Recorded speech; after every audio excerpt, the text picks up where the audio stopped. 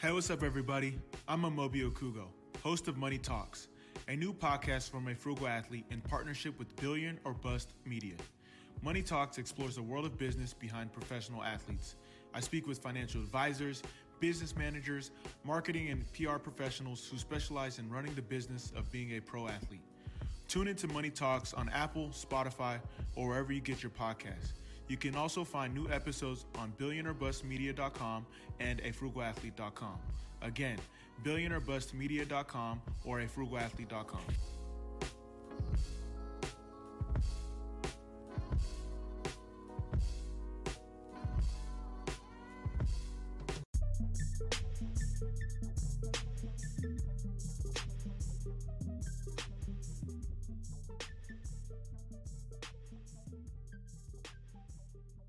Welcome everybody to the 2 Cents podcast, and you can welcome everybody to. Hi, I'm Mahin Islam, and I'm the host of the Sultans Sneakers podcast. I'm here with Jay Richardson, former Dublin Scioto, Ohio State, and NFL defensive end. Oh, well, that was nice. That sounded very nice. Yeah, and I'm Jay Richardson, and I am representing the 2 Cents podcast. And as always, make sure you guys go and check out the 2 Cents podcast, like, subscribe, all of that fun stuff. And today's going to be a bonus episode, a little bit different show.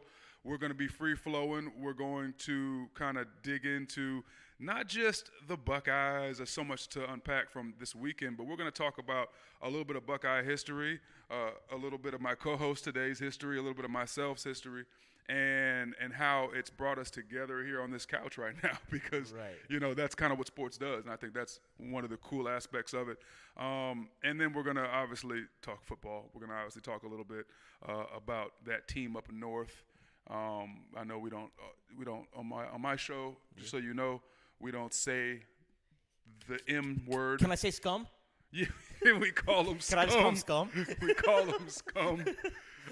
Yeah, it's good. That's usually what I usually refer to them as scum. Then you know. So we see the visceral reaction to just even mentioning that team up north, and that's kind of the theme of today's, I think, podcast episode is the rivalry, right? Right. I mean, really digging into the rivalry from a fan perspective, and I guess from a player perspective, to give people, you know, two sides of the same coin. So I'm actually going to let you get it started off. Tell us a little bit about yourself and where you come from. Yeah, so my parents are I was born in Bangladesh, which, if those of y'all don't know, it's part of the Indian subcontinent, right? The country's only about 50 years old now. So we moved to Columbus when I was 5. Prior to that, my dad was at Lafayette doing his master's degree at Purdue University.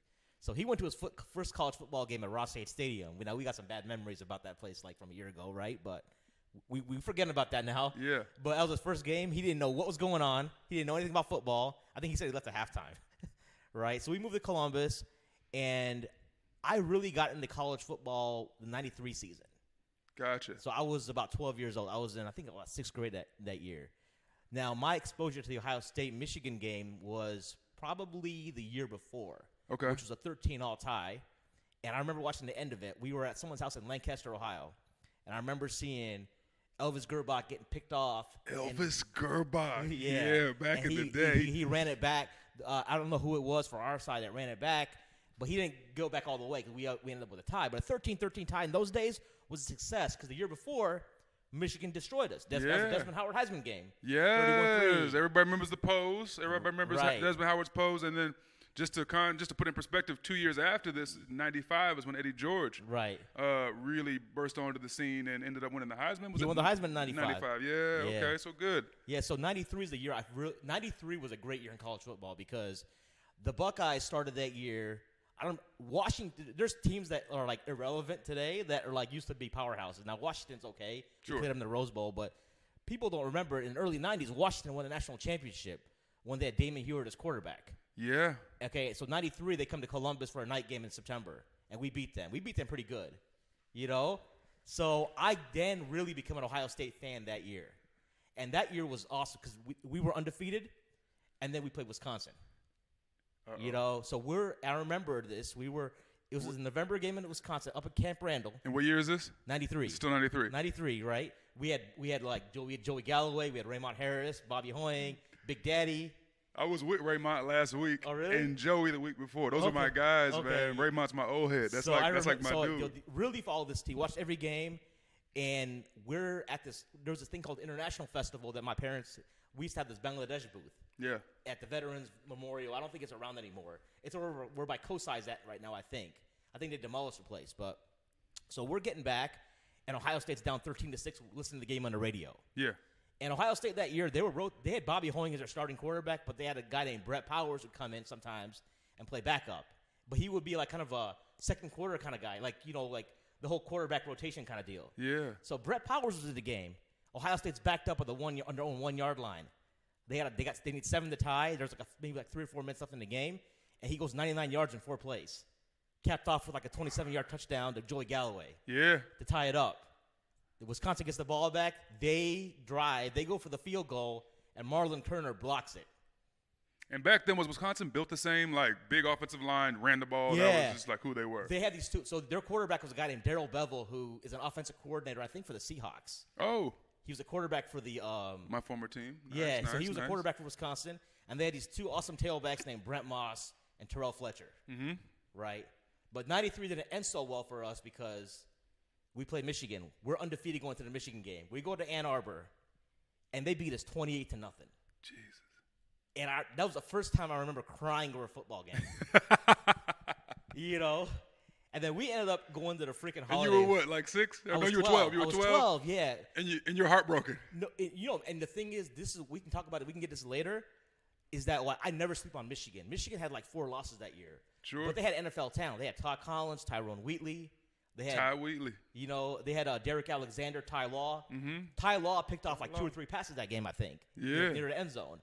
And they just shut us down, and we ended up going to the Holiday Bowl. I think I had to play like BYU in the Holiday Bowl. Jeez. So talk about going for the Rose Bowl. And Wisconsin went to the Rose Bowl, and then they beat UCLA in the Rose Bowl, and we just kind of we ended up like 9-1-1, I think it was, or 10-1-1. And here's the interesting thing. I don't know what happened. I don't know if it was like me just being upset, but a number of things. But, back in the day in the 90s, it wasn't cool to be an Ohio State fan in Columbus. In the 90s, it wasn't cool to like Ohio State in Columbus, it wasn't like, Ohio? So I'll tell you why. Because there were teams that had swag. You go to school, everyone's like a Miami fan or like a Florida State fan. That was during the time of the U and all of that stuff going on, late 80s, early 90s. Because, the Hurricane starter jacket was lit. You had that big Sebastian Ibis. Yeah, hell yeah. And then Florida State had the Charlie Ward and the fast break offense. Uh-huh. So somehow or another, I'll tell you, I don't know, we can get into this. I actually became a Florida State fan. And then insult to injury. Charlie Ward ended up going to the NBA, didn't he? He did, yeah. He won the Heisman in 93. Yeah, didn't he two-piece Kobe? Hit him with a two-piece. I think, yeah. It's a different podcast, but yeah. Yeah, so I became a Florida State fan. So you're living in Columbus. Yeah. You're heartbroken over the Buckeyes. Yeah. Having that rough end to what could have been a magnificent season. They would have won the national championship that year if they would beat Michigan because Sure. the national champion that year was Florida State, and they had 1 loss. So Ohio State would have been an undefeated team with 1 tie. And you're so dejected by this that you turn to Florida State. You're like, Not only that, I root for Michigan. You rooted for Michigan at some point? Because the following year, I watched the Michigan-Notre Dame game. Yo, I should captivated I should flip this whole couch over. What's wrong with you? I think it was like the pageantry of Hail to the – I actually liked Hail to the Victors, right? Oh, God. Right? So, like, Scum – so a lot of people don't know this, man. People, like, as much as I'm the biggest Scum hater today.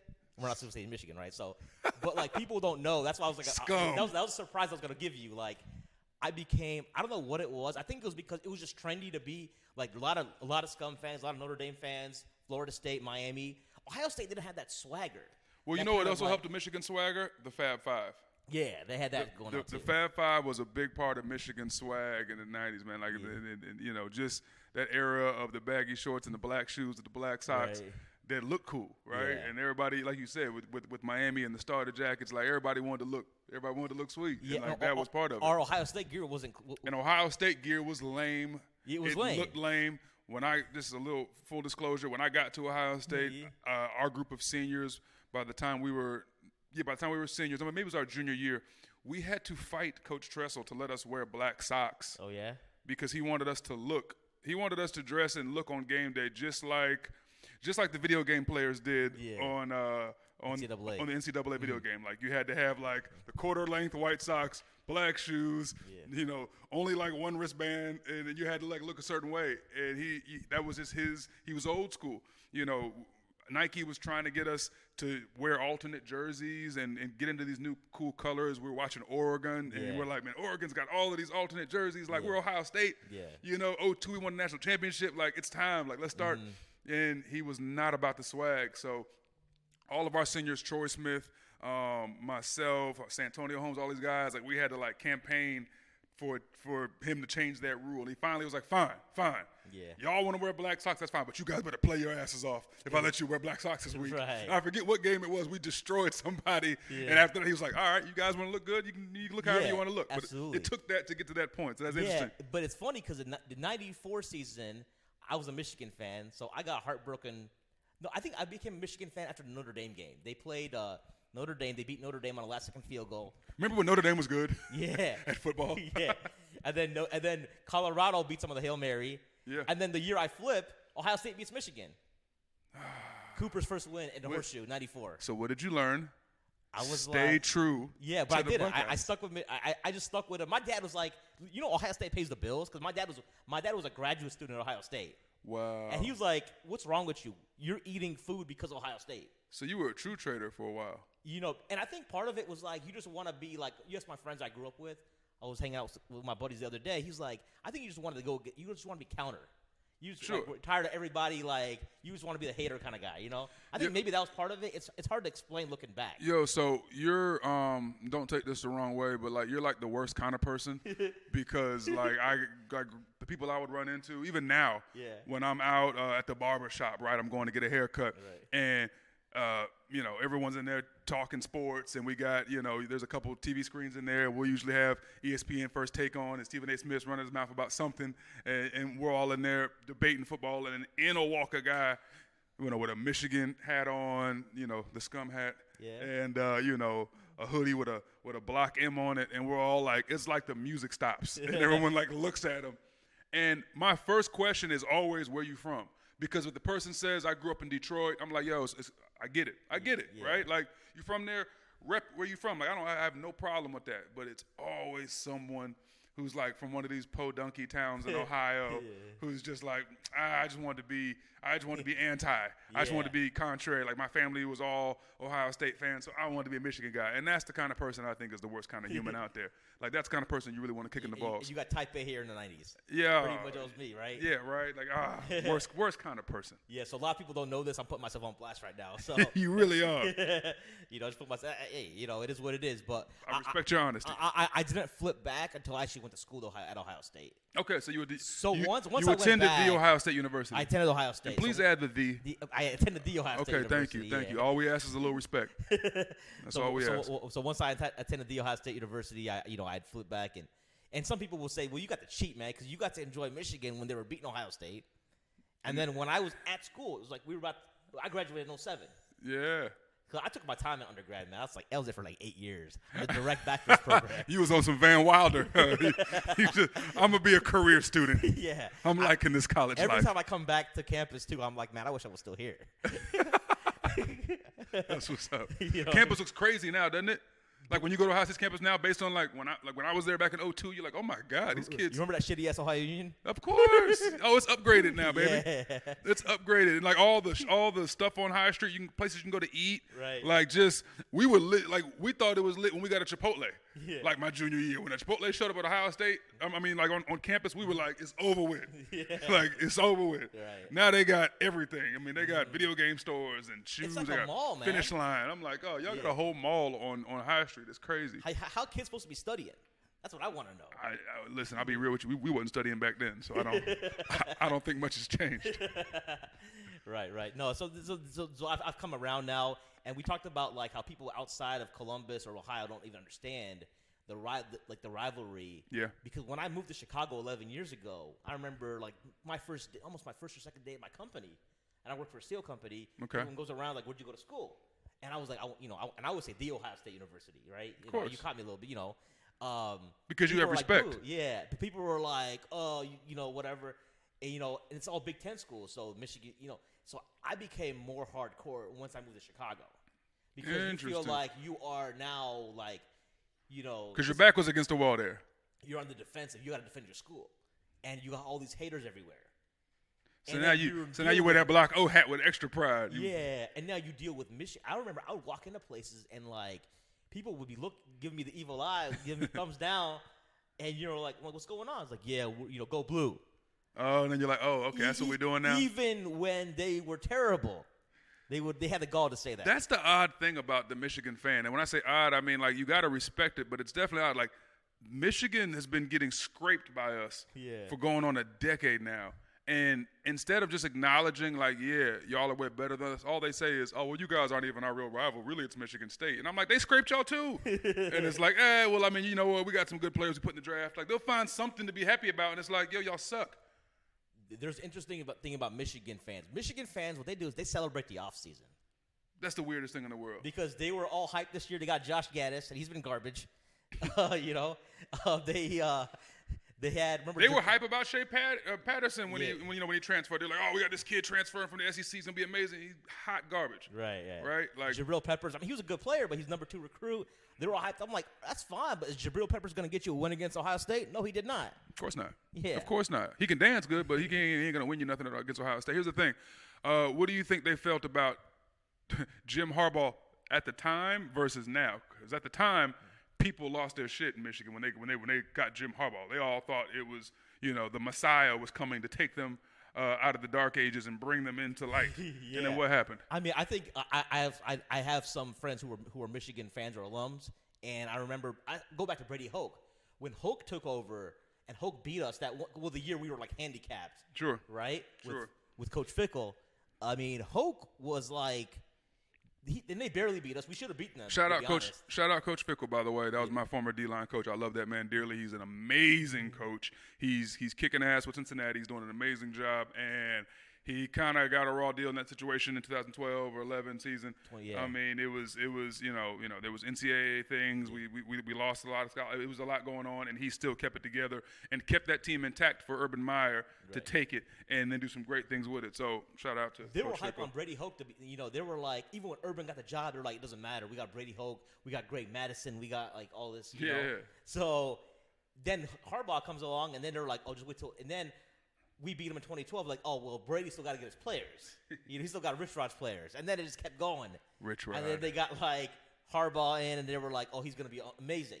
People don't realize, though, I'm a 49ers fan for NFL. Really? I grew up, in the early 90s. That's when they were hot. I mean, that's what, and I'm learning a lot about you. You basically what I'm learning is you like whoever's good at the time. Basically, because I bet you last year you weren't talking about the Niners. Now they're undefeated. 7-0 right now, and then if you're like, I'm a Niners fan, by the way, just so you know. I liked them in the 90s. Yeah, but so I saw Jim Harbaugh. He was tapering off with them. Yeah, you know what I mean. Like, and he did some great things with them and Colin Kaepernick, right? I mean, he coached up Colin very well. He built a team around their defense and Colin's skill set, and was able to go to the NFL where he lost. Or I'm sorry, to the Super Bowl where he lost to his brother. Yeah, in the Super Bowl, which is crazy. But I remember I don't know if I was worried because we had Urban still. But I tell you, 2016, that gave me a heart attack. I mean, that game was crazy. Yeah. Double overtime game. But absolutely. But now some guy who went to Michigan, he said he stopped watching football. He basically stopped watching football. He stopped watching football. Yeah. And I'm like, you just sold out. Like, and I've heard, so you talk about some Michigan fans, they're just fair weather. Or they want to talk about, we got better academics than you. Or we have a nicer campus than you. They're going to fall back on something, right? And I took an official visit to Michigan. Their campus ain't all that. And it's dreary there, and it's a sad place to have to go to school. Even sadder place to have to play football. So it's really awful situation in Michigan right now. Very bad, as our president would say, very bad. But what I'll say about Michigan, their fan base, I play Call of Duty, this game online where you shoot people, and it's a lot of fun. And I have a group of guys I go in there and rock with, and one of them's from Michigan, grew up outside of Detroit, and he always gives me like the inside scoop on how people are feeling about Michigan or what's going on with the program. And he even after the Notre Dame win this past weekend, right? Michigan showed up, finally played very well against Notre Dame. At one point was up, by 2-3 scores. Right. And Notre Dame's just not that good, so Michigan people don't get excited.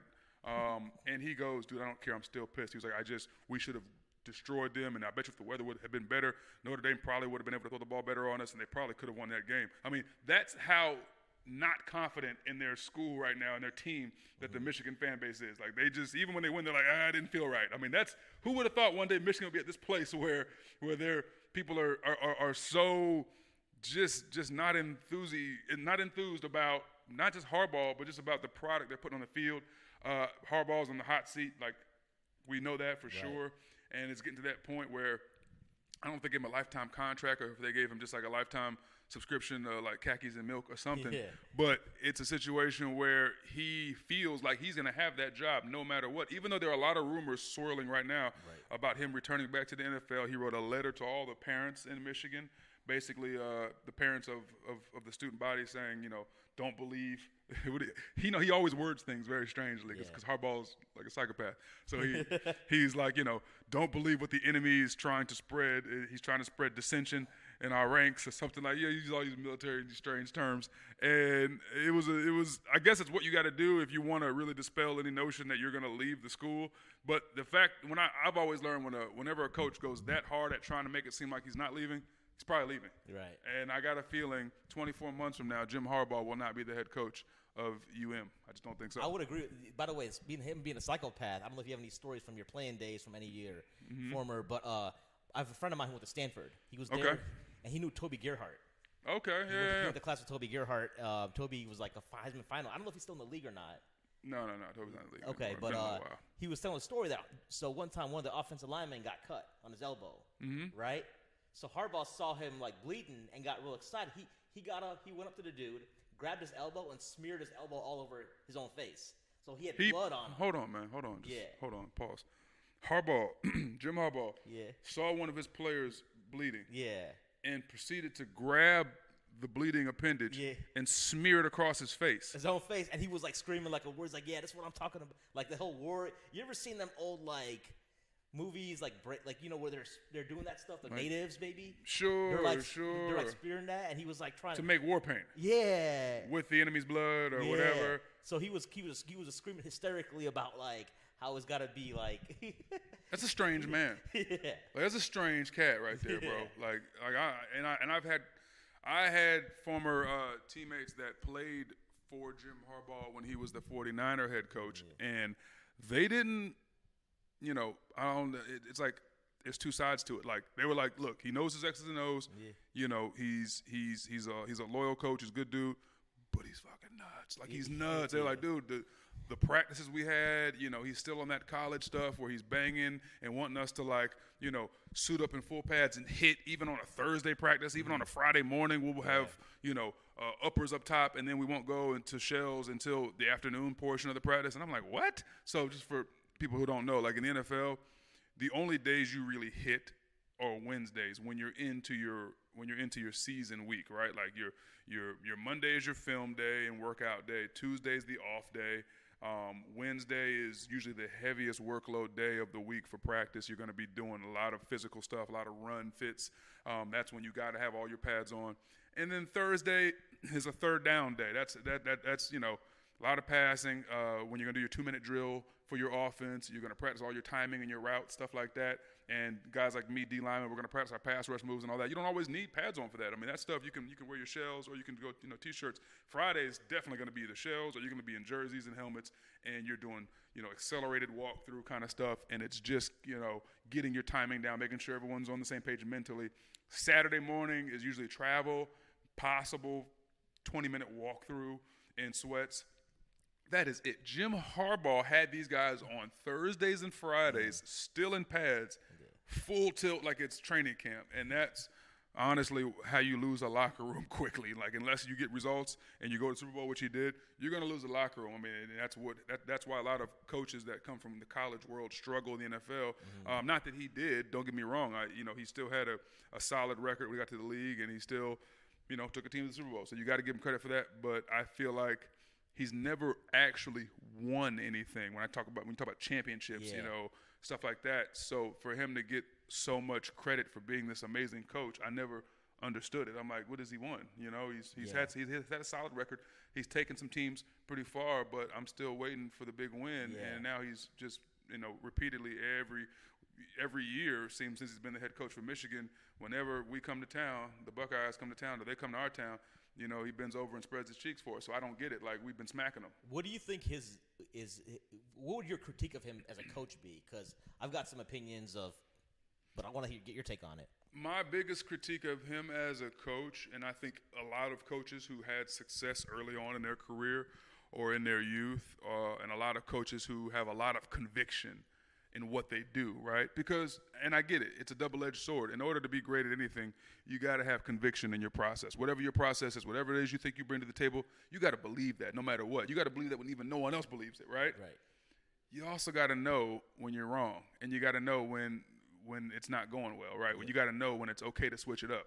You got to get to that point in your life where you're like, all right, I know I believe this is what I do well, or I know I believe, this process is what's going to get me from here to here, but it's not working. Maybe it's time to switch it up. And Harbaugh's biggest problem is he's like unwilling to change. So he has this old school mentality. There's things he wants to do, though. There's a way he wants to run it. And even when it doesn't work, he ain't going to change it. And I think the hallmark of a great coach in today's NFL and today's college football, whatever, just in today's game, is being adaptable, man. Like, you have got to be adaptable. The coolest thing was to watch Urban Meyer adapt right away when we went from having J.T. Barrett and we're on a championship run in 2014. Everything's going great. All of a sudden, J.T. goes down. Next thing you know, we got to go to Cardale Jones. He was pretty much a third stringer, actually, and he had a completely different playing style than J.T. Barrett. Everything was different, right? And for him to look over and go, all right, let's switch it up. Yeah. No more QB runs. We're going to go from the pocket.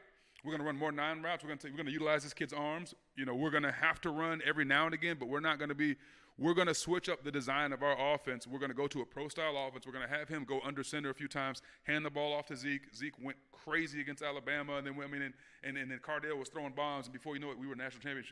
We weren't national champions because of the QB switch or any of that stuff. We were champions because Urban was willing to change on the fly and adapt. And as a coach, if you can't adapt to today's game, if you can't adapt to situational football, and if you can't say, look, I know I got a lot of conviction in my coaching methods and in my scheme, but it's not working. We're hitting a brick wall. We got to change things up, and Harbaugh is unwilling to do that, and that's why one day he won't be there. Yeah, I think, speaking of that, what was your take on, you were there in the mid-2000s, you saw that with Coach Tressel, adjusting the offense around Troy Smith. Sure, and I think that was difficult. You want to know what made him finally decide, okay, we got to make this change? I don't know if you recall this. 2005, Ohio State plays Vince Young in Texas. I was at that game. You were at that game, right? In the end zone where Limas Sweet caught the final touchdown. When Limas Sweet caught that damn touchdown. Yeah. That game was pivotal for a lot of reasons. Starting off, Ohio State had always kind of done things a certain way with their quarterbacks. We had Justin Zwick that we really wanted to feature, and Justin, who's my colleague on ABC6, the Football Fever, the best pregame show in Columbus, Ohio. Everyone needs to tune in and check that out. But and even Justin will tell you, at the time, everyone in that locker room knew Troy was the guy. Yeah. Troy just had an elite level athleticism, and he had an elite right arm. Like, he could throw the ball so well. We knew that day one when he set boots on ground and campus when we did a 7-on-7, and Craig Krenzel and Scott McMullen were leading the 1 and 2 offense against our defense. That defense was full of stars, man. You talk about guys like Chris Gamble and Will Smith, may he rest in peace, and Darian Scott, and we had Dustin Fox at safety/corner, and Mike Doss and Will Allen, all these guys. And then Troy goes out there, and he had to beg Coach Tressel for a couple reps against the ones. Like, man, can I just get a couple, it's 7-on-7, can I just get a couple reps? He's like, yeah, sure. Yeah. Go in there. Let's see what you got, kid. Yeah. And this is a true freshman. This is a story not a lot of people know. And he goes out there and practice, it's T-shirts and helmets, but he's wanted to show them what he could do. Right. And everyone knew him as an athlete. Troy Smith came into Ohio State as an athlete, not even as a quarterback. Like, they were like, we'll give him a scholarship and see what he can do as an athlete. Maybe they had him returning punts and practice and kicks, like stupid stuff like that. Next thing you know, he goes in there, and he's slinging it, like, right down the seam, ripped like a 35-yarder, ripped another deep out on the numbers. And these are the kind of throws that, like, guys with NFL arms can make. Right. And literally practice stopped. Like the seniors, we're like, whoa, hold on. This is true freshman. Yeah. This is 2002. This is when we were all freshmen. Okay. Yeah, because we all redshirted. Oh, okay. 02. Okay, I got you. Yeah, this is national championship season. Yes, this is summer of 02, national championship season. We're all freshmen, and I mean, I never forget seeing Tressel's eyes being like, and he almost seemed worried when he saw how good Troy could throw the football. You know why? Because he knew, hey man, we brought in Justin for this, and now you're showing all the other guys that you might be the guy. He knew he's going to have a dilemma.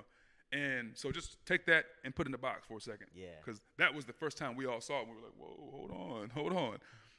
3 years later, it's 2005.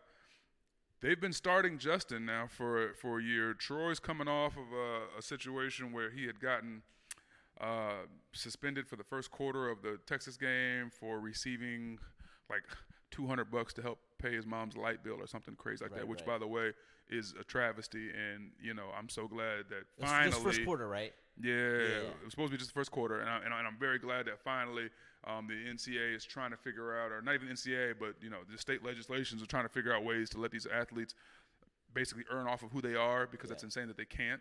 Because you'll have situations like where guys are getting penalized for trying to keep their parents' lights on. Because these guys come from, all of us, we all come from a different struggle. But schools making tons of money off these kids, and then here's a kid who's in trouble for taking money to help out a family member. Which whatever, that's a whole nother topic. But that particular night, playing Vince Young and the Texas Longhorns at Ohio Stadium, I'll never forget. It was a night game. I had my best game of the season. That game I had like 7 tackles, 2 for loss, 1 sack, 1 caused fumble. I was, I felt like we all felt like this was our best football team we had since the 02 season. And anyone that was there, I know you were, and we're watching that game, we were stacked, man. Bobby Carpenter, A.J. Hawk, Anthony Schlegel, myself, Mike Kudla, Quinn Pitcock on the D-line, Dave Patterson, Ashton Yabuti, Malcolm Jenkins, Dante Hittner, Nate Sally. I mean, we had everybody. We were loaded on defense, all offense. We had Ted Ginn Jr. We had Santonio Holmes. We had Anthony Gonzalez. All these guys went first round. Right. Our offensive line. We had Nick Mangle, Pro Bowl center. We had Rob Sims, played a long time in the NFL as a guard. Just so much talent. We had Antonio Pittman and Beanie Wells. Like what on earth, man? We're loaded. Was Beanie on that team? No. Beanie wasn't there yet. It was Pittman. Beanie didn't get there till the next year. Right. It was Pittman and God, who was backing up Pitt? Oh, I should know this. I'll think of it, but I should know. He'll probably, whoever it is, I'm sorry. But the point is, we were loaded, right? Yeah. And then we had Troy Smith, who would go on to win the Heisman at quarterback, and we had Justin Zwick. And there was a quarterback kind of controversy because we knew Justin was going to start the game, but we also knew Troy was supposed to be our starter. Yeah. Well, when Troy got, in whatever situation he got into and they started Justin, I think Coach Tressel in his mind was like, okay, this is a chance to kind of, give Justin the reins again. And if he can play well and beat Michigan or beat, Texas, he'll be our guy. Yeah. And this is a story that not a lot of people know. And I don't want to waste too much time on it because I know, but it just – I don't know if I should be talking about this, to be real with you, but you know what, whatever, we're going to say it. There was a moment in that game, right? We come out. You remember the flow of that game. It was a back-and-forth game. Yeah. Field goal here, field goal there. It took a while to get a score, and then we were going back and forth. Finally, we were struggling offensively, punt. And we're into the second quarter, and it's like, dude, you can play Troy now. Like I don't even know why you guys wanted to penalize him in the first place. So they finally put Troy in, go right down the field, get a field goal. Put him in next drive he's in, go right down the field and get a touchdown, I believe. The Santonio Holmes touchdown, like a 40-yard bomb. Correct. Yeah. And we're all like, finally, here we go. And then they pull him again. Yeah. And we put Justin back in. And it's not even a knock on Justin, because I think even Justin was like, okay, what are we doing here? Yeah. And it seemed like right when we thought we had the game, we were about to take control of the game, it felt to us on the sidelines, the players, like Tressel was trying to use his moment to, like, make it Justin's glory. Like, here, go out there and win it. And then we can say it was you. And we're all like, no, dude, like, don't mess this up. Yeah. You know, like the guy on the other side, Vince Young, he's no joke. Yeah. Like we got to keep our foot on the gas. Justin goes out there, offense stalls. Next thing you know, Vince Young's back on the field, and they get, I think, a field goal or a touchdown. I forget. Yeah. I mean, but now we're back because there was a moment in that game where we were about to get control of the game. Yeah, I felt like it. And then weren't we up like close to 10 at one point? Exactly. And then that once we got what some would consider like a semi-comfortable lead, like maybe 10. Yeah. That's when they put Justin back in, and we're all like, why are we doing that? And then all of a sudden, Texas climbs back in it. It got so upsetting on the sidelines for the players because we knew who should have been out there. Yeah. That, and I'll never forget this. I always have respect for him ever since this. We used to get into it, mess around, but I never had more respect for a player. Jim Tressel was on the sidelines and he was talking in his headset to someone, and I'll never forget. Bobby Carpenter walks up to him, pulls the earpiece off the headset, like almost tears the whole thing off, and he goes, "You put Troy in the fucking game right now, or I walk." Like I'm not going back in until he goes back in. Are you crazy? Wow. And like the sidelines got like, you could hear a pin drop, man, in a stadium with 115 people screaming. It got, I mean, we were all just like, oh shit. Yeah. And they go back and forth, yelling and cussing, and people didn't know about Jim, but like he had a mouth on him too. Like he'll get at you, like so. It was like this back and forth, and next thing you know, we see number 10 jog back out there. We're like, thank God. And now we're kind of back in it, right? And then we get back into some kind of control again, right? And then they pull him again. Well, they pulled him twice. Remember, because in the very end, Justin threw that ball to Ryan Hamby, and he juggled. He had it. And he juggled it. But if you watch the throw, it was the ball was going kind of end over end, and everyone was going. If Troy had been throwing that ball, it would have been a perfect spot. Whatever, right? Right. Point is, should have been Troy the entire game, and we win that game. Yeah. And I think that was when Tressel learned, I got to be willing to change, man. Like I can't stick with it doesn't matter what the boosters want. It doesn't matter how things have always gone here at Ohio. Like this is a new day. Like. This guy's better, and ever since then, and I don't want to, and I hate to make this because it's not a racial thing; it's actually an athletic thing. You saw more and more dual threat quarterbacks at Ohio State ever since that day, right? Yeah. It went from Troy Smith got it started. It seemed like because we hadn't had one in a while, and then Troy Smith gets in there, and then all of a sudden now you see the Terrell Pryors and the Braxton Millers and the JT Barretts and now the Justin Fields and all, right? I mean that and that's also a trend in college football. I get it, and a trend in the NFL, but that day. In Ohio Stadium, that changed everything.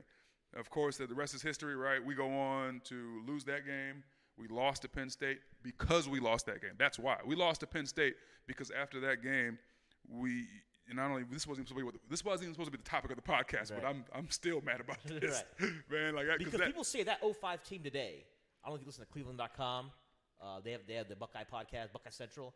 Yeah. Everyone says the 05 team has the most talent on any Ohio State team ever. It's not even close. We were loaded. That was our year, man. Like, that wasn't – everyone's like, oh, well, the next year you guys went to the national championship and played Florida and you guys beat Michigan. Whatever. That's great. That 05 team, and you can ask any guy on that team, that was the team that was supposed to be the champion. I mean, that was the best team in college football that year. Yeah. So everybody's like, well, you lost 2 games. Well, yeah. We lost the Penn State game because we lost the Texas game. Because after that Penn State game, we lost a lot of faith in our staff in a way, because and that's something I'll be honest with about. It's not I don't feel great saying that, but it's the truth. You could tell in the locker room, a lot of guys are like, we had that Texas game, we could have easily won that game, but because of decisions that were made that were out of our control, we weren't able to win it, and we were very that stayed with those guys. So the following week, guys were still kind of like whatever, like guys were out of it, like I don't care, and then we lost to Penn State, and then we had a team meeting, and we rallied, and we kind of like, we got to get it together. And we went on to win the rest of the games of the season and beat Notre Dame in the bowl game, beat Brady Quinn and those guys, and that was cool and whatever. Beat Michigan, obviously, but that was when I think Jim Tressel had his moment where he was like, I got to change, man. Like, and everything changed after that. And you saw that in 08 because he pulled Todd Beckman quick. Todd Beckman took him to the BCS title game the year before, and right? Just like that. All right. Yeah. Prior. USC, beat the shit out of us pretty much. Yeah. But it's because he went through it already. Yeah. With Troy and Justin, he was like, I'm not having that again. Yeah, but I think it's interesting you brought the whole perception of Justin Zwick because and this is not a knock on Justin Yeah. because Justin's a talented guy. Right. And he's a good dude. He's a good teammate. And he was great about it.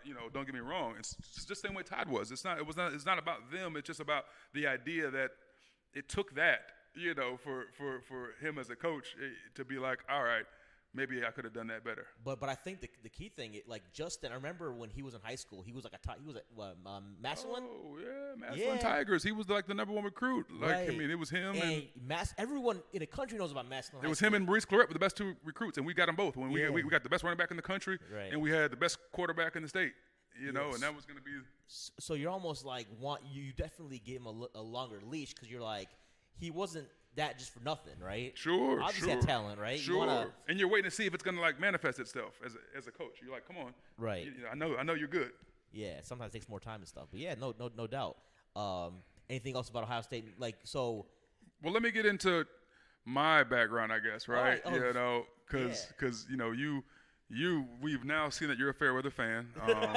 That's in full disclosure, that's disappointing. But my love of Ohio State came gradually. I wasn't born in Columbus, Ohio, contrary to popular belief, or Dublin, Ohio. I was born in Washington, D.C., right? So as a kid, my mother worked for the government, so we moved around a lot. We were stationed at different places. So we were stationed in Guam. Lived in Baltimore area, Maryland for a little while, and then I was stationed in Guam. So we were there for a few years, spent a little bit of time in Korea, a little bit of time in Japan and Tokyo, and then was back in the stateside, and we were in Virginia. Mom was at Langley. So I went to Newport News, Virginia. Lived out there, went to school there, home of Allen Iverson, And I didn't get to Columbus until like late elementary school, middle school. I didn't play football. Like I wasn't a jock. Never really was, actually. It's strange. I thought it was weird. I was like, why does everyone like love football so much here? And they're trying to get me to play it. This is so stupid. I got into middle school, tried to play football in 7th grade because I had a middle school math teacher that was like, you look like a football player. And I thought she was cute. So I was like, you know what? Maybe she's right. Yeah. and I hated football. Like I tried it for like 2-3 weeks and I quit. I was like, this is stupid. Like I don't like it. I'm awkward. I was going through that physically awkward phase where, my arms were longer than my legs and I was skinny yet somehow fat and nothing was just really working out on the field. And I was like, yeah, this ain't for me. And I got to high school and like all that changed. I was like 6'2", 215, 20-pound high school freshman.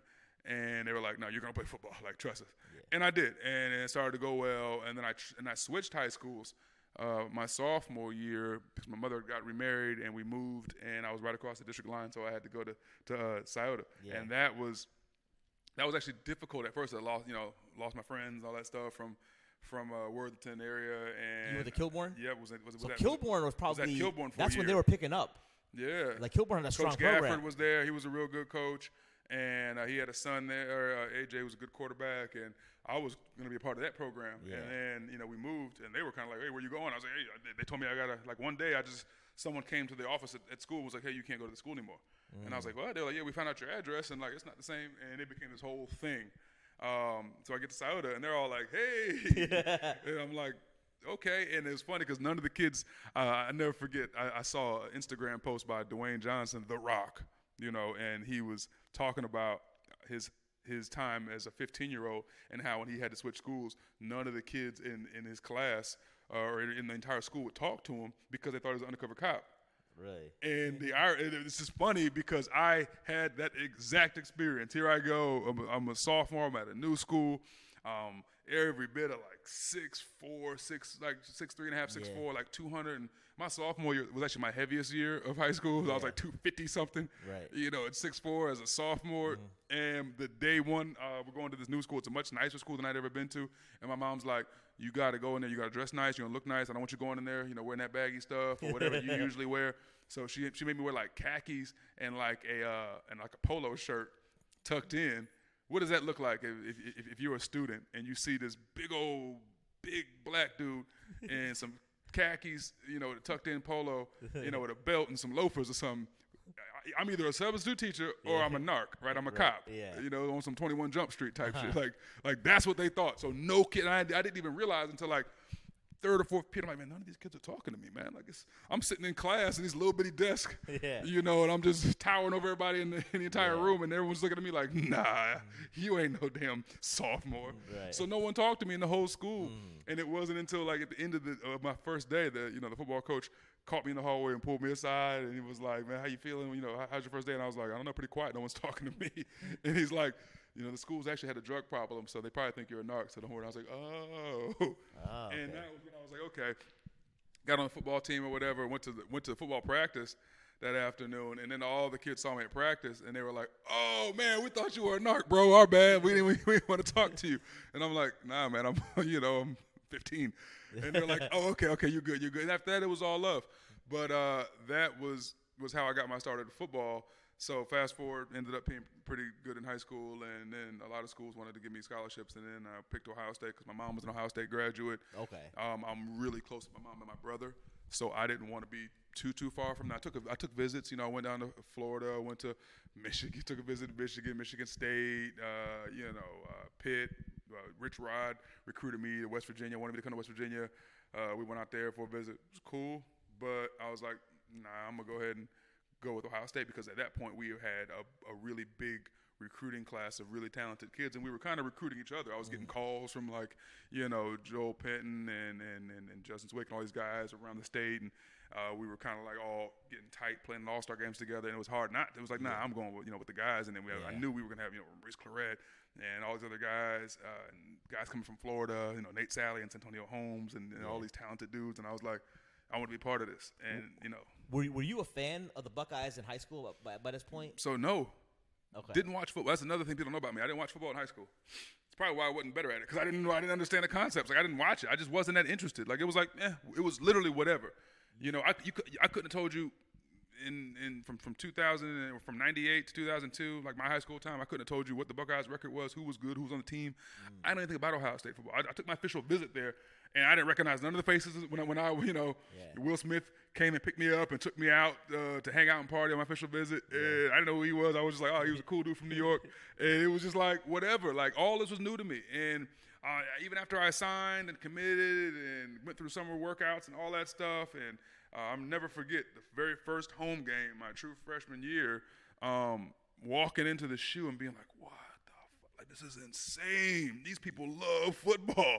Yeah. And then after my first game, there was a crowd of people that were asking me to sign helmets and stuff. I didn't play. I was a red shirt. Like, I was like, what y'all? And they're like, no, you got to sign this and sign this and sign this. Grown men were like having me sign stuff for themselves, like jerseys. I thought that was so awkward. Like, I thought that was so strange. And I thought it was a cult, man. I was like, this is like, people are nuts, man. Like, I just didn't get it.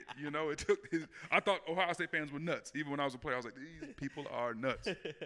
Yeah, it's funny you mentioned that because when I'm in Chicago now, people see me, they know me as the Ohio State guy. And I hate, even when Michigan wins a game against like Bowling Green, they'd be like, hey, what'd you think about that? Because I'm now the guy, I watch every Michigan game too to hate on them. And I'll be texting my Michigan friend, right? I'll be hitting them up like, what's going on, man? But there's this chick I know, she went to U of M. We were at some movie screening like 2 months ago. Mm-hmm. And the movie screening was about a city in Michigan, and we were talking, and I saw her show up. I was like, I'm only here to hate on Michigan because the movie's about Michigan, so y'all need some hate. You going out of your way to hate on Michigan? Yeah, right. That's a deep hatred.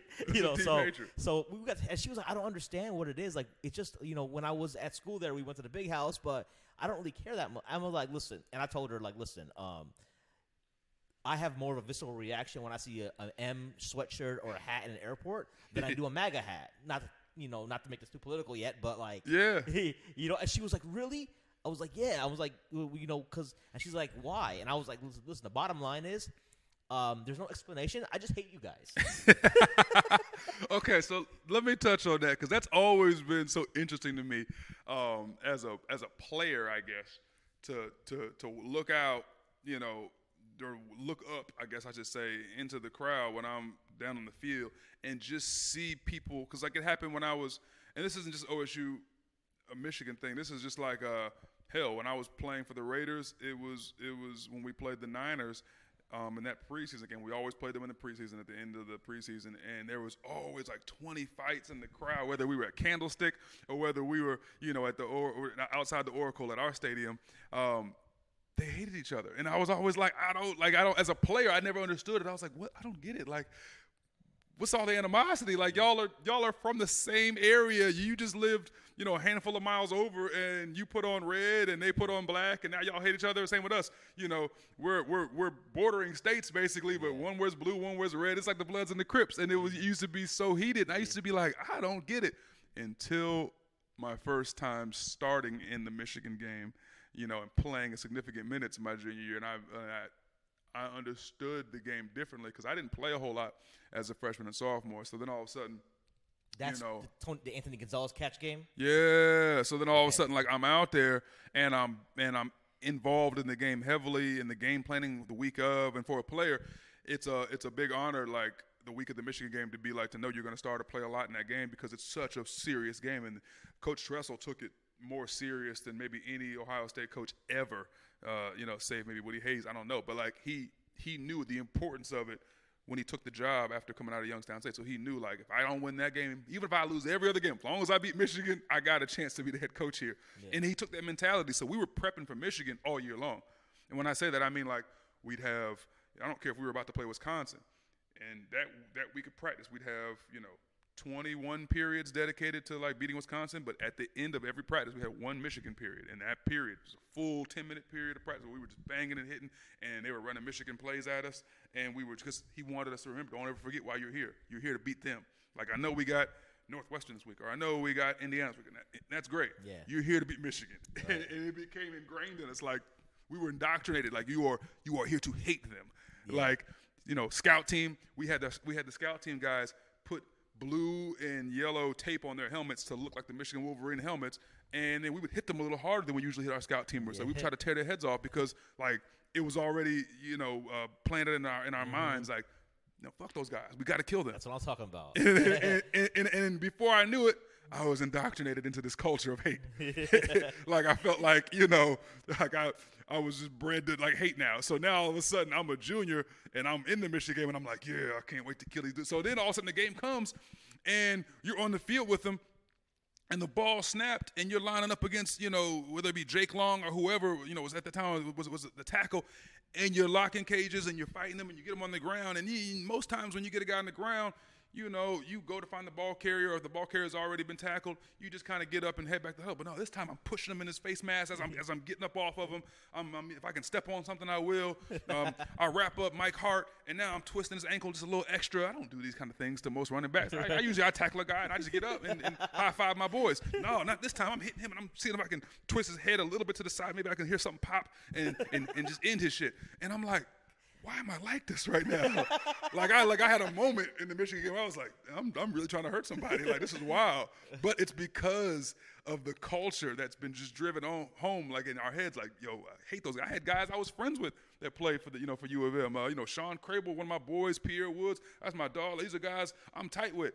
The ball snap, you gotta bleed. Like, I'm coming for your soul. And it's nothing personal either. Like, the moment the game is over, we're still a little angry. Okay, that's a lie. It is a little personal. It always is because it's Michigan. But, like, once that game's over with and you see all those guys at the NFL Combine, like 3 or 4 months later, we're all like, man, what's up, man? Like, and they're all like, dude, wasn't that a crazy night? Like, that game? Like, y'all hate us. I'm like, y'all hate us? Like, I know. It's weird. And then we all, like, high five. And it's no big deal then. But for that moment in time, like, you're trying to hurt them. It's so crazy. I wonder if they really hate us as much as we hate them because they have Michigan State. They don't. They want to be us. And that's why we have the edge, I think, because our hate is serious. Like you said, it's visceral. I think Coach Cooper never really got that. I think Coach Cooper treated it like every other game. Correct.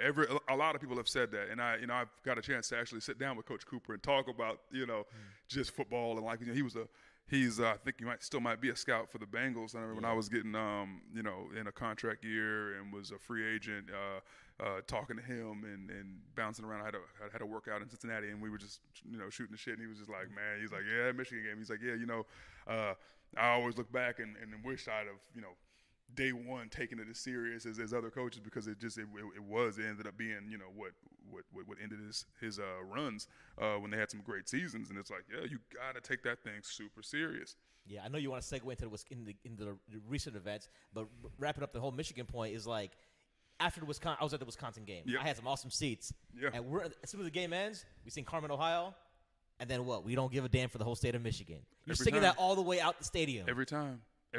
And you don't. Anybody else be like, you're not even playing Michigan. We're not seeing Michigan for another month. We're not saying we don't give a damn about Ann Arbor. We saying we don't give a damn about the whole state. That means F everybody in that motherfucker. Like, that's wild. Like, you really, like, we got some real issues here in Columbus, man. But I feel like I'm like proud of it. I'm like, sure. It's like, you know, and that's why people can find it shocking when they hear the show about like what you used to pull for them in the 90s. Yeah. I mean, you know, you repent for your sins, you know, and sometimes maybe that's why I'm I'm crazier than I am, because I'm like, I got a lot of repenting to do. Nah, you just might be unstable, bro. Like, you got some issues, because, you know, and then you used to pull for them, which that breaks my heart.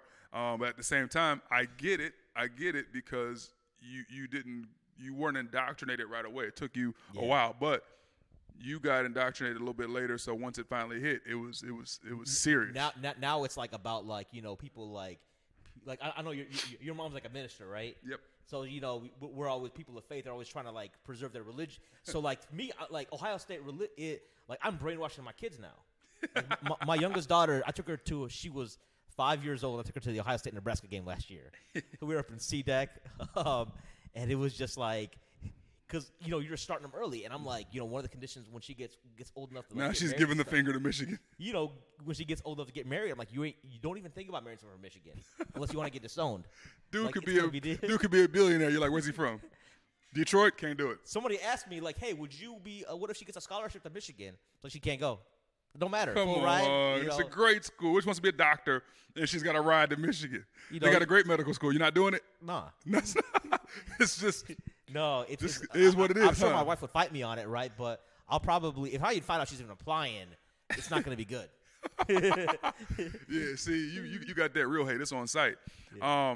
So I think just because of the wild weekend in college football, there's a couple quick things I wanted to get into. And, you know, I always do my Buckeye review, and maybe we'll make this part a bonus episode as a lead-in into the Buckeye review, which is a segment of the 2 Cent Show where I just review the past game, look forward to the next game. But there's, you know, Ohio State has you know, Maryland, Rutgers, Maryland, whatever coming up, and those two might as well forfeit now. Yeah. It doesn't even matter. But before we move forward, I want to go back to the Wisconsin game Saturday at noon and what Ohio State did to Wisconsin. In the second half, the third quarter being what really changed things. What I really loved about the Ohio State-Wisconsin game is, yes, Wisconsin had lost to Lovie Smith in the Fighting Illini. Like I said, I already gave Lovie Smith his credit. He's a fantastic coach. He's a coach of the Bears. That's my guy. But they had so much to play for, Wisconsin, because everyone said, oh, it was Wisconsin. I said, no, they got tons to play for. You're the 13th team in the country. If you can knock off number 3, you just put yourself back into the top 8, possibly, and into the national conversation. So they had tons to play for, and they were still playing for a chance to go to the Big Ten championship. Mm-hmm. So I don't want anyone to think, oh, well, yeah, but you guys, the Buckeyes just beat Wisconsin, and Wisconsin come off a loss. You know, they're a wounded dog. No, they were not. They were motivated. You could tell that first half, they played lights-out defense. They did a fantastic job of suffocating the sidelines and forcing us to go to the middle a lot. And also their offense, to their credit, was able to move the ball a little bit. And that's something that we had to make adjustments to. And I have been saying on my TV show, The Football Fever, all year long, I want to see Ohio State in a dogfight. I want to see them. I want to see Ryan Day have to make adjustments. He hasn't really had to adjust much yet. I mean, everyone just been rolling through people. So hasn't really been a moment where he had to make true coaching adjustments. Like, okay, we got to switch it up. Nebraska game when they went to the option, remember? Yeah. Like a couple things, like he called a timeout. There were some little wrinkles here and there, right? But this, he had to make a full tilt change. He's like, okay, second half. We got to make some adjustments defensively and offensively if we're going to be able to attack them.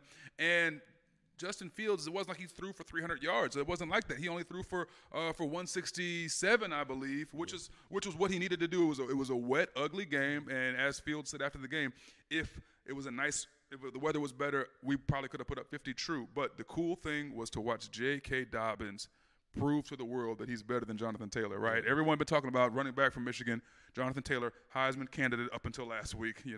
Our defense ends Heisman candidacies. And everyone was like, this kid might be the best running back in the Big Ten, maybe even one of the best in the country. And I think J.K. Dobbins just kept hearing that and going, yo, it's not real. Like, I'm better, I promise you. Right. And he went out there and he ran with like a vengeance. When I say a vengeance, I mean, you saw the stiff arm. Yeah. Like, you saw him slamming guys to the turf. You saw the leg drive.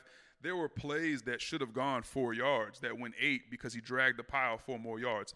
That's championship stuff. Like, that's the kind of stuff that wins you football games in November when the weather's gross and there's snow on the ground or it's cold. You know you can hand the ball off to that horse, and he's going to drive and drag the sled, across that line and get you a first down. And stuff like that was inspiring. What did you think about the offense and just what you saw from first half to second half and how the offense kind of changed and JK? Yeah, I mean, I think people got on. Like, I think Ryan Day was conservative early on because we were pinned. Yeah. Right. So he didn't. There was like a 3rd and 16 after Justin got sacked, and then JK. He just ran JK into the wall. Right. Yeah. That's what Wisconsin was like, kind of stuffing the box a little bit. But then once Justin was able to get, and then we had the drops a little bit. The wet football. Remember, big drops. Like back to back Olave and then KJ Hill dropped a couple balls, and then finally Justin got loose. He was scrambling around.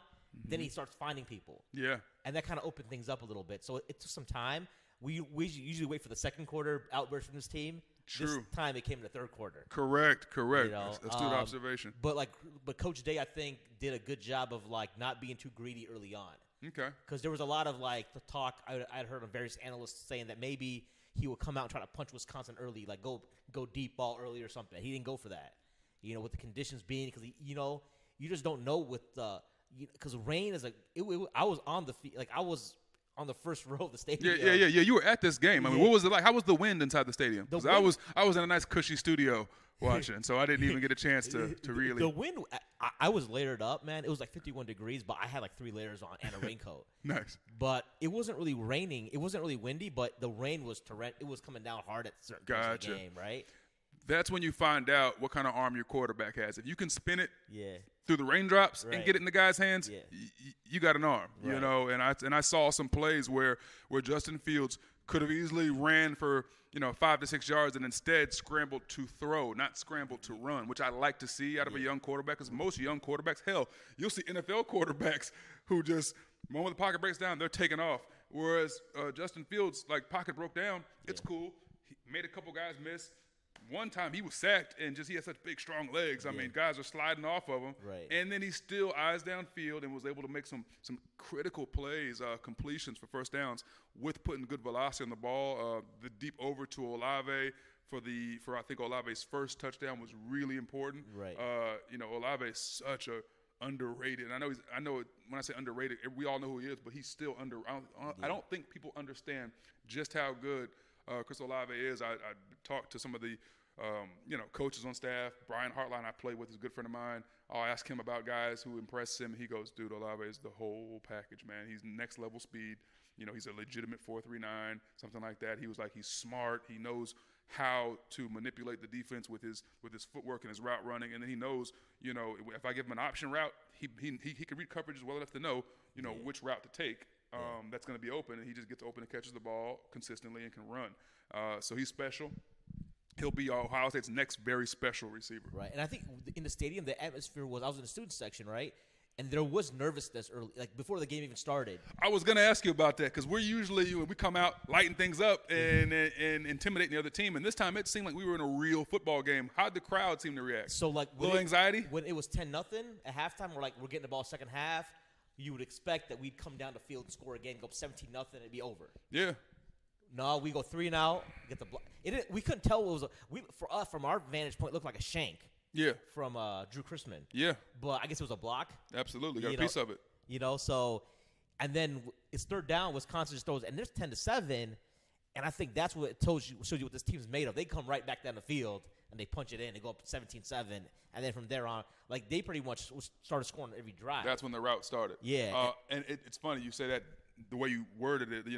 Everyone's nervous. Now it's 10-7, and we were in a real football game, and then all of a sudden, Ohio State responds, and that's what I kept saying on air. I really want to see Ohio State have a back against the wall moment. Yeah. Because every great team that wins a championship generally at some point in their season had a back against the wall moment. It's never just smooth sailing right to a title. Like, you're going to have that moment, and you want to have it early enough to where your guys can recover from it and respond the right way so that later on in the season when it happens again, and mark my words, folks, it'll come a point in this season again where our backs will be against the wall. It'll be about 2 more points. I think one, we'll have a back against the wall moment at Penn State, and then I think we're going to have a back against the wall moment in the first round of the playoffs against Clemson.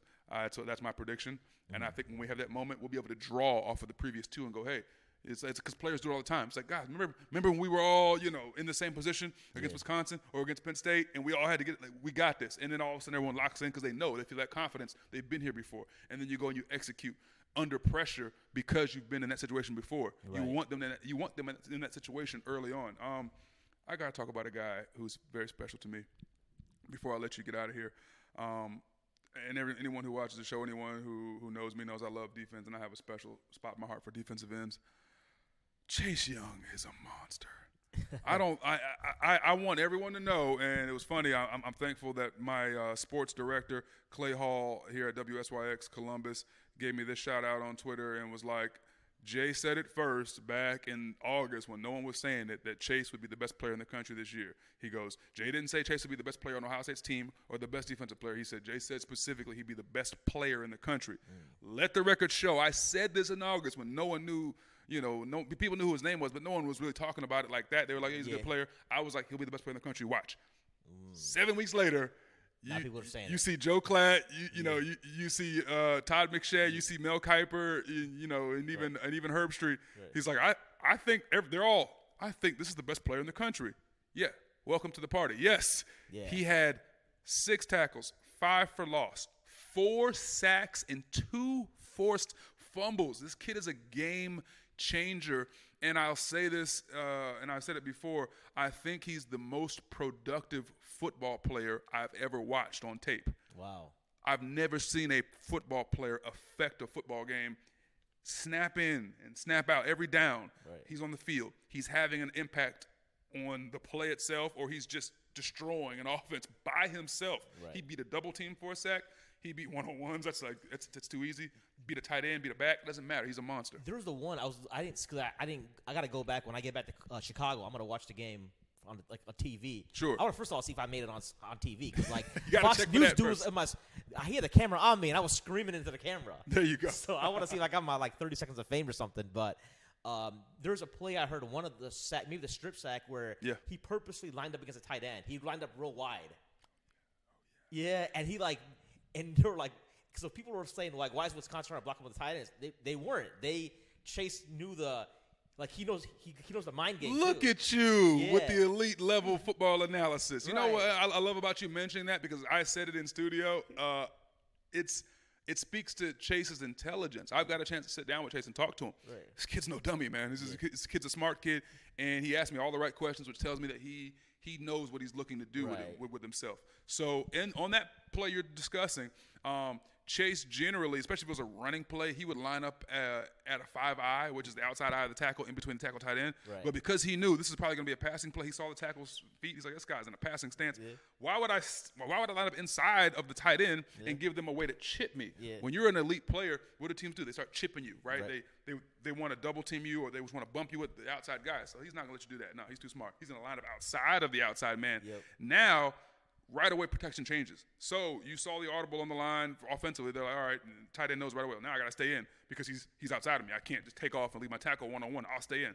The moment he stays in, the tackle thinks, I guess he's got him. I'll go find work inside. And that is when you play right into Chase's hands. So now he's one-on-one with the damn tight end, which is child's play. Right. I mean, he didn't even run him over. He just smacked his hand and went right by him and just crushed the core. I was like, dude, he's the best player in the country. Do you think do you have a Heisman vote? I don't have a Heisman vote, but if I did, Chase would get all of them. And it'd be legit. I think he's now getting legitimate consideration as a Heisman candidate. I actually think right now, you got Tua's out for a few weeks, right? Yeah. Jalen Hurts just lost. Jalen Hurts has lost. Trevor Lawrence hasn't played elite this year. Yeah, he hasn't. Yeah, he hasn't been good. If Joe Burrow slips up, the door's open for Chase Young. Right. Because who else is there? Exactly, and I think that's where Joe Burrow still got to play. And now Alabama, I think LSU beats Alabama in a few weeks, even if Tua comes back. Well, if that happens, then Joe Burrow is going to win the Heisman. You know, if he beats Alabama, that's going to solidify him. But if they lose to Alabama and he struggles in that game, and you're talking about the college football landscape as far as Heisman goes, who are you – like who out there is – who's the best player and who's the player that everyone can look at and go, yeah, he hadn't had a bad game yet? The only other player I can think about is J.K. That's it, right? Yeah. The only other guy you can look at might be J.K., and like I said, and yeah, we know Burrow, but there's only one guy in the country who you can look at and go, he's played great every single game. He's now on his 10th consecutive game with a sack. Yeah. He had 4 in this one. He's on pace to break the record. He has 13, and they got 4 regular season games left. Yeah. And he's got 13 and a half sacks. Right. He's the best. To break the single season record, he's right? He's the best in the. I mean, he's just the best in the country. Right. And when you talk about like if he would have got the interception against was it Cincy or somebody where he dropped a pick? I remember that. Yeah. Because when they look at your career, you know your season stats, a pick would have been nice because that would have kind of added to his legend for this year. And if you're the Heisman committee, you got to look at it and go, man, this guy had 13 something sacks, 30 tackles and a pick. Yeah. Now you're kind of like, we got to consider him. Hell, we might want to give it to him just based on who else is there. So I think that's where we're at with that. I just wanted to talk about. I had to gush about Chase Young. Ask you about your experience inside the shoe this past weekend, and I know we're going to wrap things up soon. Anything else you want to say or just mention before we get out of here? Nah, man. I just appreciate you being able to connect with you and do this show. Absolutely, man. It's been a lot of fun. I've known about you since you were in high school. Oh, and yeah, because like I followed high school football as a Dublin Side grad class of '99. Was I any good in high school? I think you were. You got yourself a scholarship to Ohio State. I'll take it. You graduated high school in 01 or 02? 02. So I was class of '99. Nice. Okay, so I think that like it was great to connect. When we had a mutual friend, Muhammad. Yeah, Mo, absolutely. Mo. Shout out Mo Benzagala. He's got his security company. He's on Instagram with his shirt off too much. He is. But that's my guy. I've known him for like 30 years. Is that right? Yeah, me and him. And him and his boys beat people up too. So you gotta be careful. He used to bully me when we were like 6. Yeah, you see, that's messed up, Mo. You didn't want to bully nobody my size. Okay, I see how it is. He's salty for now. He made up for it by making this plug though. Okay, good. I end my show with a question for most of my guests. Let's right? do it. Favorite sneaker of all time? Ooh, you know what? That should be really hard. It only comes down to 2. The Jordan 1 Breads or the black cement 3s, and I'm probably going to go with the black cement 3s. Okay. Nice. That's what I like. You can't go wrong. That's probably a top 5. That's classic. Right? Yeah. Right? So then I got them both, and I got and then I got 2 weeks ago I got the all black and suede Tinker cement 3s. Okay. With the little like reflective material on the side. Those are pretty slick, I gotta say. But yeah, the cement 3s. I had a pair someone stole. I don't know where they're at, but if you listening and you wearing my shoes, if I ever see you on life, like it's on site, like I'll know who you are too, because I wrote something on the inside of them. I'll know, and it's on site. But yeah, the black cement 3s are probably one of my shoes I wear a lot. What's your favorites? My favorite, 11 Concords. The 11 Concords, yeah, man, the classics, the Space Jam type, but not quite the Space Jams. Right. I remember when Mike first wore those. It was 95 playoffs against the Magic. Yeah. He switched from 45 to 23 back. That was when Shaq was there. Yeah. With the Magic. The Magic took him out. Exactly. People don't know that. Shaq and Penny. Yeah. That was my favorite duo back in the day, man. Yeah. I got to bring you on some time to talk some NBA. Absolutely, Because that was my duo, Shaq and Penny. And what could have been if guys stay healthy, right? Right, man. Absolutely. Hey, man, Jay, it was a pleasure. Dude, it was an absolute pleasure. Yeah. It's good having you here. Good talking to you. You know your stuff, which I appreciate. Got a chance to go through a little bit of everything, and I think that's important. To everybody listening, I want to thank you guys for tuning in to the 2 Cent Show. Obviously, subscribe at 2 Cent Show on IG or myself. If you wanna tweet at me, if you wanna give feedback, or if you wanna get to a heated debate, it's okay. Holla at your boy at JRichardson99. And hold on, tell them your ads. Yeah, so on Instagram, Sultans Sneakers. We're on Facebook. We're on Twitter. She'll be on YouTube soon. This might be the first video, actually. I got a lot of video content. Just working out the kinks, but Should be up soon. So, all right. Good, man. I appreciate you again. And until next time.